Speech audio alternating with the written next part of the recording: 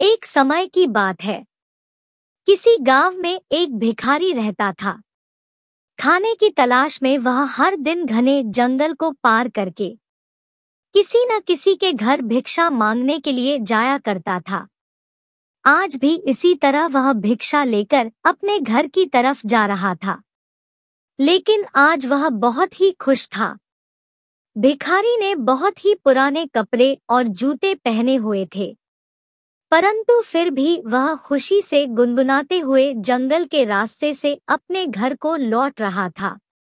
किस्मत की बात है, उसी समय उसे जंगल में एक राजा भी था, जो अपने हालात से दुखी था और महल से भागकर वहां पर आराम कर रहा था।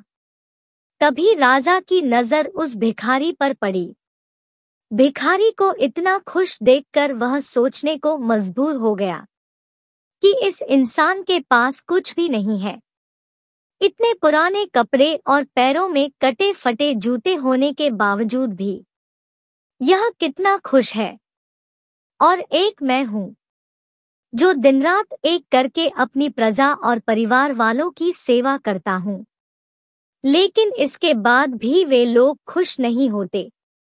उन सभी को सिर्फ मेरी राजगद्दी चाहिए और इसके लिए वे मुझे मरवाने का षड्यंत्र भी रच रहे हैं।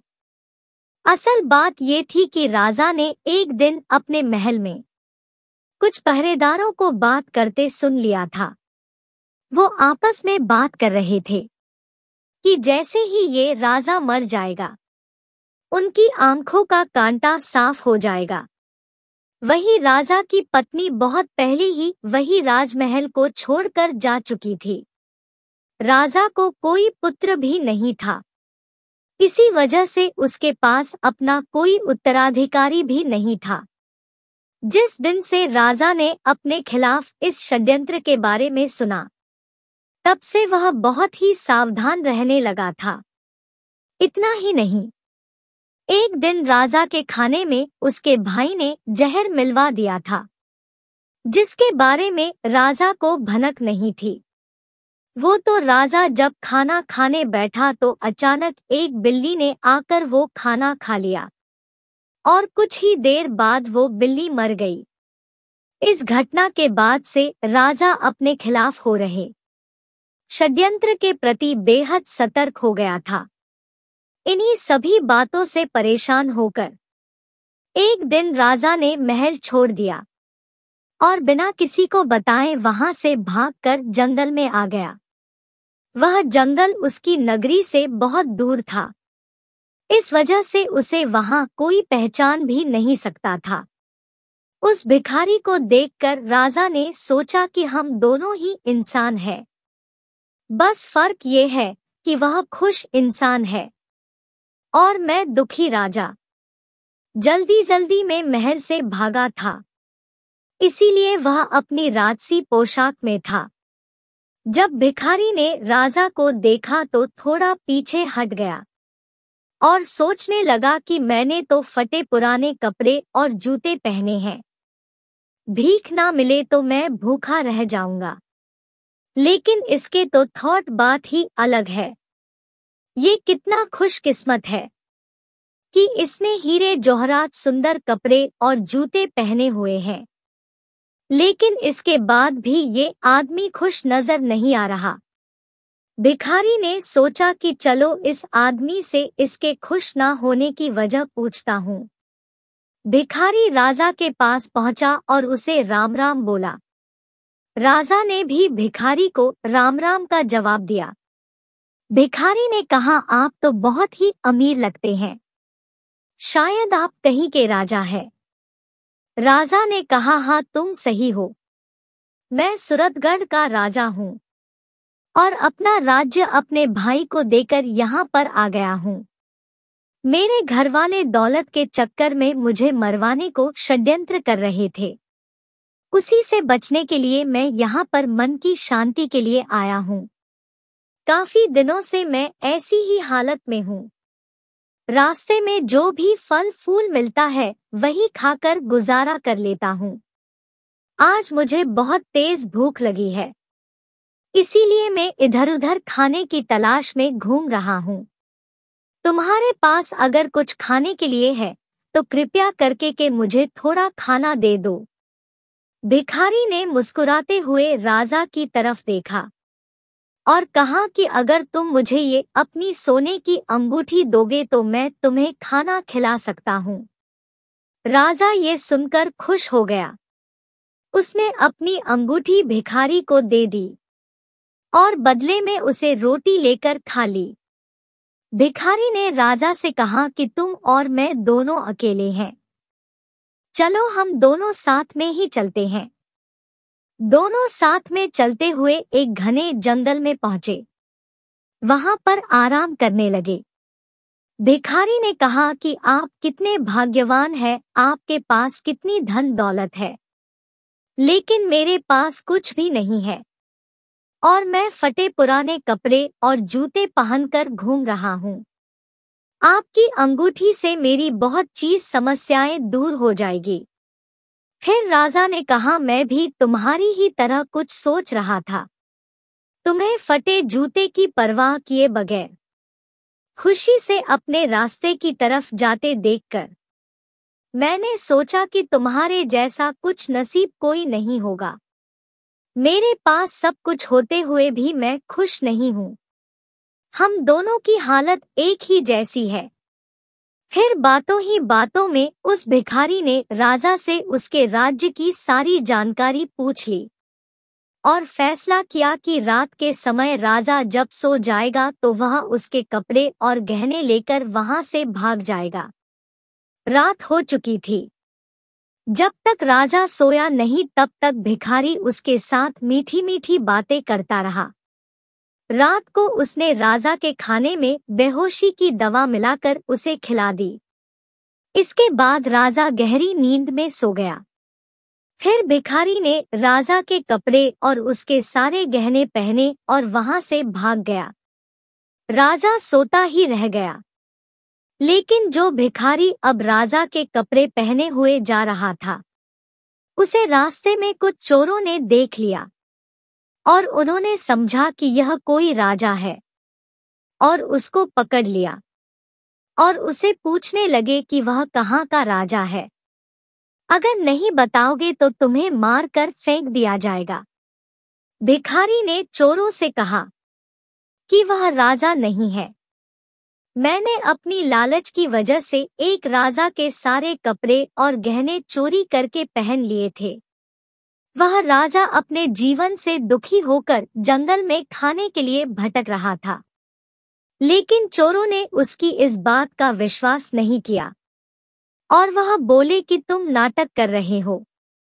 उन्होंने भिखारी को फिर से मार लगाई और पूछा कि सच सच बताओ कि तुम कहाँ के राजा हो। इस बार भिखारी ने चोरों की मार से बचने के लिए ये बात स्वीकार कर ली कि वह एक राजा है। हाँ, मैं राजा राय प्रताप हूँ, जो सूरतगढ़ का राजा है और उसका भाई राय बहादुर उसके राज्य का मंत्री है। लेकिन चोर अभी भी उसकी बात का भरोसा नहीं कर रहे थे। दूसरी तरफ जब राजा की नींद खुली तो वह भिखारी को बुलाता रहा। उसने अपने सामान को देखा तो उसके पास सिर्फ एक पोटली थी जिसमें उस भिखारी का कुछ सामान पड़ा हुआ था। इधर वो चोर सूरतगढ़ के महल में पहुंच जाते हैं और वहां के राजा के भाई राय बहादुर से कहते हैं कि उनके पास उनका भाई है।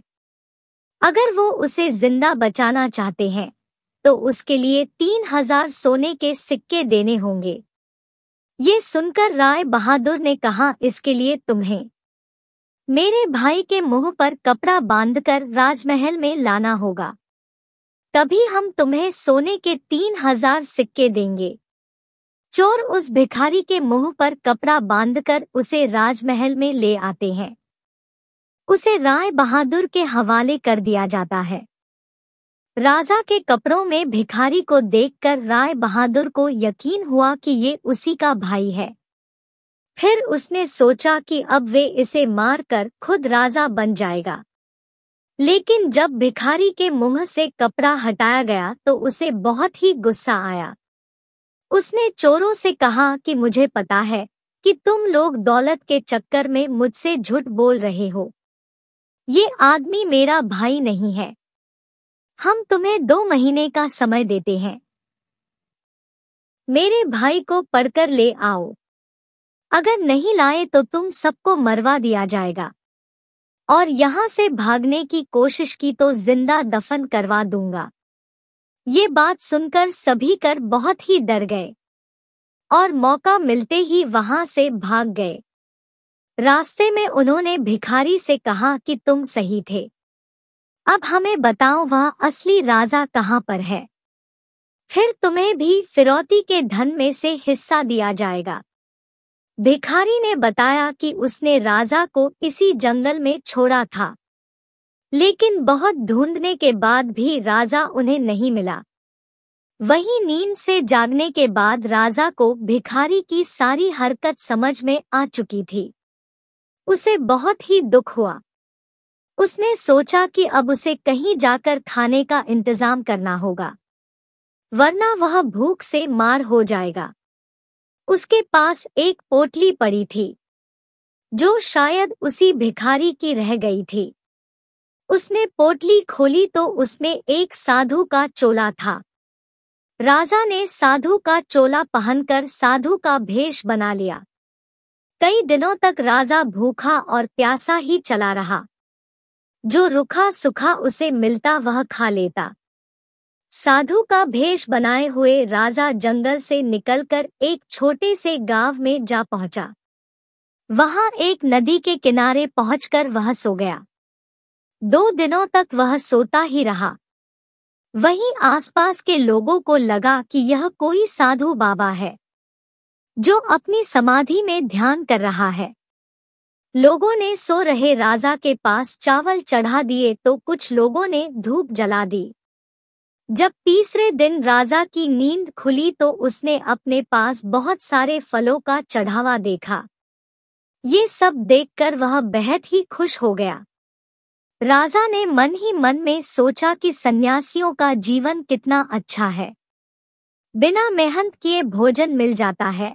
अब उसे यहाँ से कहीं और जाने की आवश्यकता नहीं है। राजा ने वहीं पर एक कुटिया बना ली और उसमें रहने लगा। गांव के लोग उसकी पूजा करते और चढ़ाने में खाने के लिए फल और अन्य चीज दे जाते थे। एक दिन गांव के सभी लोग मिलकर उसके पास आए और उसे कहने लगे कि बाबा, हमारे गांव में बहुत सालों से बारिश नहीं हो रही है, आप कोई उपाय करें। ये सुनकर राजा परेशान हो गया कि अब वह क्या करे।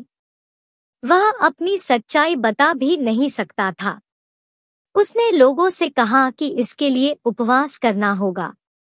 अगले 2 महीने तक कोई भी उसकी कुटिया के अंदर नहीं आएगा। गांव वाले उसकी बात मान गए। लोग दूर से ही कुटिया के बाहर चढ़ावा चढ़ाकर चले जाते। राजा सोचने लगा कि उसका जीवन हर तरह से मुश्किलों से भरा है। उसे दूसरों का अच्छा जीवन देखकर जलन नहीं करनी चाहिए। साधु बनकर वह बैठे बैठे खा रहा है, लेकिन उसका जीवन एक कैदी की तरह हो गया है। उसे एक ही जगह पर बैठे रहना होता है। कहाँ मैं रोज बढ़िया बढ़िया भजन खाता था और अब कहाँ सिर्फ फल खाकर जिंदा हूँ। साधु के वेश में राजा को भगवान का भजन करने का ढंग करना पड़ता था।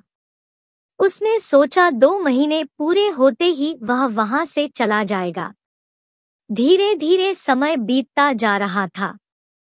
एक दिन राजा परेशान होकर खुद ही भगवान से कहने लगा, हे भगवान, मुझे बचा लो, आप ही कोई चमत्कार कर दो। इसके बाद राजा ने भगवान से अपनी सारी गलतियों के लिए माफी भी मांगी। राजा ने भगवान के सामने हाथ जोड़ते हुए कहा कि मुझे समझ में आ गया है कि अपनी मुसीबत से कभी घबराकर भागना नहीं चाहिए, बल्कि उनका डटकर सामना करना चाहिए। हे भगवान, मेरी लाज रख लो, इस गांव में बारिश करवा दो।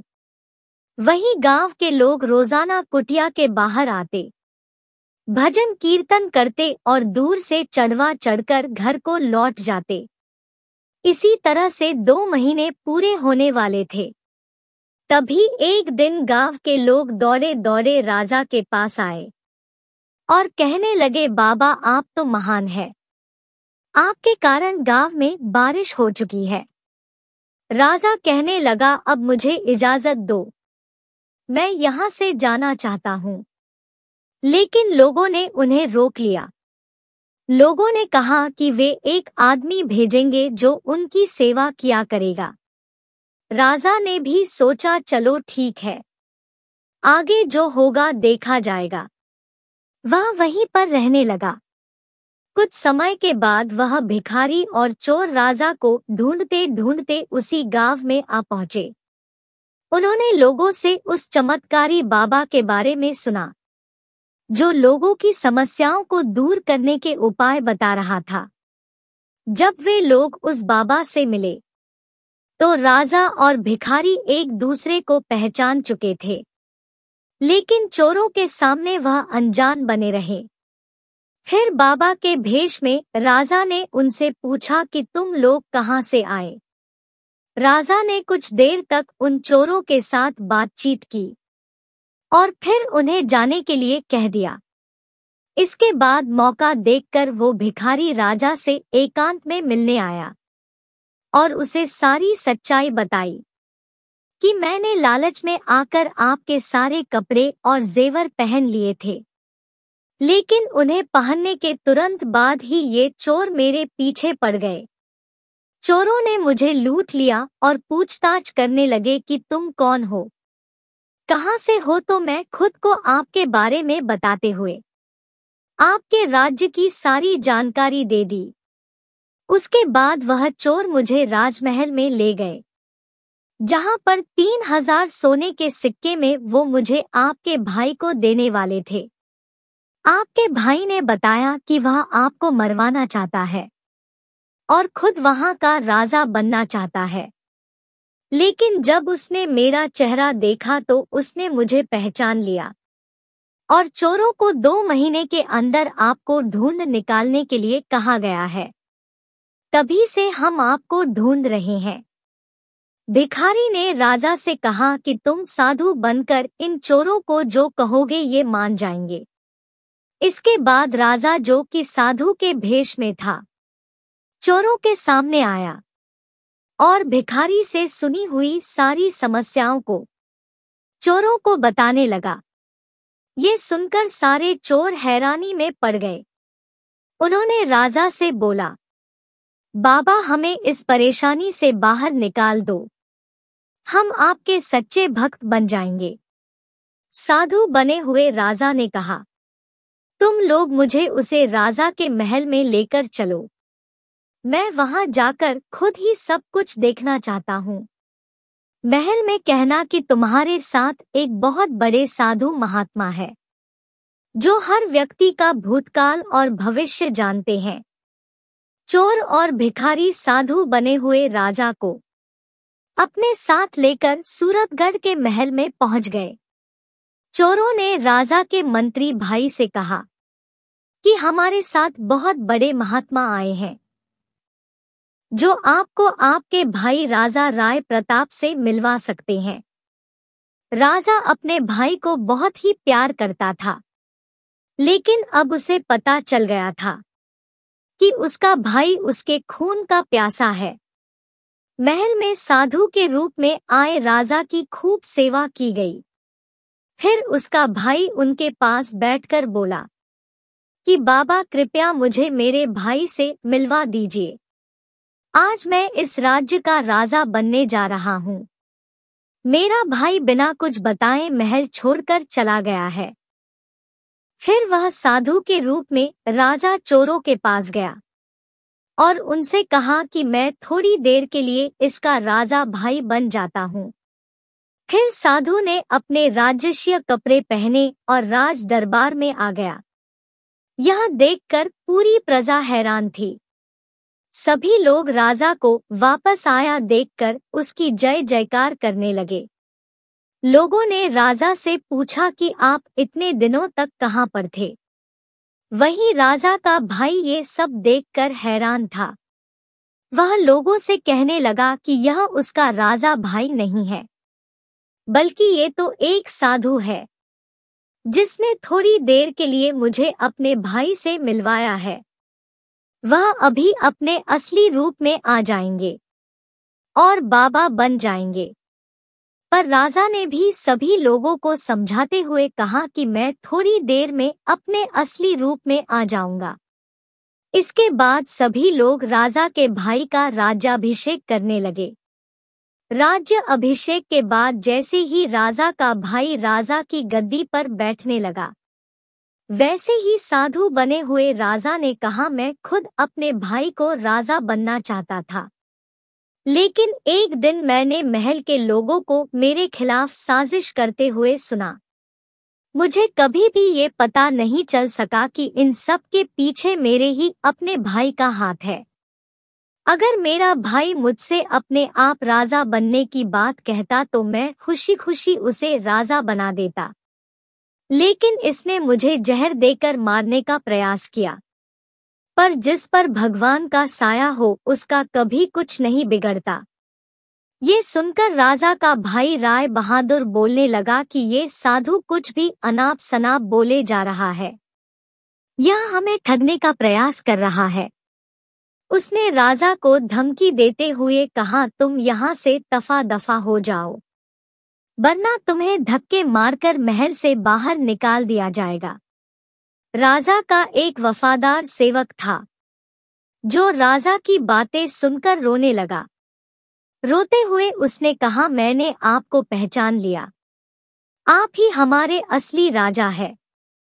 मुझे क्षमा कर दे, मैंने ही आपके खाने में जहर मिलाया था। इसके बदले में मुझे आपके भाई ने 1000 सोने के सिक्के देने का वादा किया था। आप मुझे माफ कर दो, मैं आपका असली गुनहगार हूँ। इसके लिए आप मुझे जो भी सजा देंगे मैं तैयार हूँ। अब राजा के जीवन की सारी सच्चाई पूरी प्रजा को पता चल चुकी थी। सभी लोग राजा के भाई को घृणा की दृष्टि से देख रहे थे। राजा ने अपने महल के मंत्रियों को आदेश दिया कि वह महल से अपने भाई को बेदखल कर रहा है। उसे आज ही 1 साल के लिए यह राज्य छोड़कर जाना होगा। जब उसे अपनी गलती का एहसास हो जाएगा तो वह महल में वापस आकर मेरे साथ काम करने का अधिकारी बन सकेगा। एक बार फिर से राजा राय प्रताप को अपने राज्य की राजगद्दी मिल गई। वह फिर से अपनी प्रजा की सेवा करने में लग गया। राजा ने भिखारी को अपने महल का मंत्री बना लिया और चोरों को महल में माली का काम करने के लिए दे दिया। 1 साल बीतने के बाद राजा का भाई भी महल में वापस आ गया। उसे अपनी गलती का एहसास हो गया था। महल वापस आकर उसने अपने भाई से माफी मांगी और पूरे कर्तव्य से अपना काम करने का वचन दिया। राजा ने फिर से उसे महल में उसका स्थान दे दिया। इसके बाद राजा पूरी ईमानदारी और सत्य निष्ठा से अपना राजपाट चलने लगा।